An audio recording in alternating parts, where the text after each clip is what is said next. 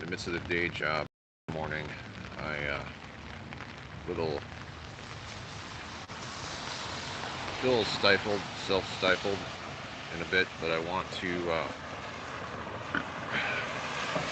um, let people know that I am able to give guitar lessons, so forth. Um, Also available to do collaboration. It's a little limited. I have different constraints in my, as we all do creative stuff, we all have our limitations and gear limitations. That's what I think about. Um, but I need to just put that out there that I'm available um, to do that, but I'm thinking giving lessons, so just still available to do that. I'll always have some kind of availability to do that, and so yeah, you know, sometimes when you're I don't know if you get this. I reckon a lot of people do. I'm gonna go into this neat little building here. This old, it's like a village museum or something. Um, Sometimes we need to start doing something a little different to change the pattern. There's some patterns that need to be greatly edited, and all of that. This is unscripted, obviously. If it was, I'd prove a horrible writer. Um, it's a weird place. There's a cannon over there. I could show it, I suppose. It's a cannon. Wait, there he is. See the cannon? Isn't that amazing? So it's a rainy day. I'm doing this because I want to, and I don't have a plan. But you get caught into a certain rut, and though you might be, uh, you know, you gotta get the beard in there. There you have making some kind of accomplishment. You're needing something done. Um, you could still be greatly underserving, greatly, falling short, falling short. And who know me, who watch this, if you do, might imagine what my shortcomings are, but the challenge is to you. Um, are you living up to um, their potential? And I think also there's physical limitation, and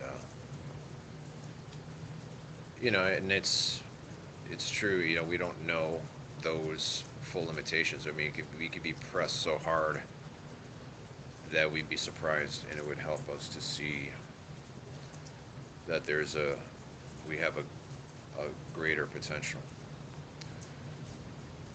Are you willing to face some pain and a bit of sacrifice, not for its own sake, but for the sake of just, for me, I see the apex of that, the motivation for that is to attain to God, to have Him, to do exactly what is right. And just in other words, doing the will of God. People might look at that in a very cheap way because they don't think about it. But to do God's will is to be doing the thing that gives maximum glory. It has an eternal reverberation that will never cease. because what we do in this life has eternal significance in some way. But the thing is, will it be negative? Will it be to the detriment of your soul, or will it be of, in general word, will it be of benefit? So anyway, I don't want to be rambling. You know, sometimes we just need in the mornings a nice cup of coffee or three, and to continue in the task you have to, this smaller thing that is seemingly mediocre, but still has benefit. But sometimes you get prodded, and I get prodded almost every day. It's like there's something much greater and deeper that I'm to be about, and let that speak to you in some way. Ultimately, we need to know the will of God for us individually, and part of that, the confirmation of that, is joy in what you're doing, and just a sort of a second nature type of scenario where you just, with ease, you're just in this, so to speak, flow state of your work. It just seems like very, very natural for you to be doing a particular thing that you have a gifting in, talent, whatever word you want to use, but I see it as gifting explicitly. Gifting from God. Are you willing to see if God has created the work for you to do? He has called you to that thing, then you have to do that thing.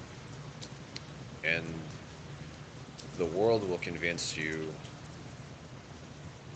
that there are more practical matters, but what is more practical than to be doing exactly what God's called you to do? That has the utmost practicality. Just not always by the world standard, but remember, always the world standard is always paltry, always worthy of being stamped out in light of the will of God, which will include the lesser things. There is mundanity in this futile life where there's a consignment to that because of the flesh. But in God's providence, we do attend to those matters, yet pursue the best things that sometimes just can't be explained. Anyway, so be it. If I ask you to like this, subscribe, I guess, but above all, do not fear, but believe in God, and do not fear man, but fear God, which speaks of a deeper reverence. May that be so. May that be so.